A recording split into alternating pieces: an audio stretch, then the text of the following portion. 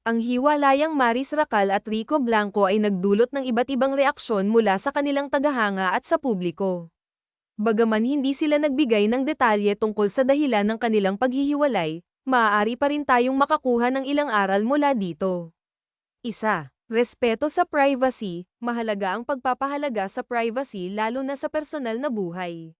Dalawa, pagtanggap sa pagbabago. Mahalaga na matutunan natin tanggapin ang mga pagbabagong ng may paggalang at pag-unawa. Tatlo, paggawa ng sariling desisyon. Ang mga desisyon sa personal na buhay ay dapat base sa mga pangangailangan at kaligayahan ng mga individual na sangkot. Apat, pagbibigay halaga sa emosyonal na kalusugan. Mahalaga ang suporta at pag-unawa mula sa mga kapamilya, kaibigan, at komunidad upang makarecover.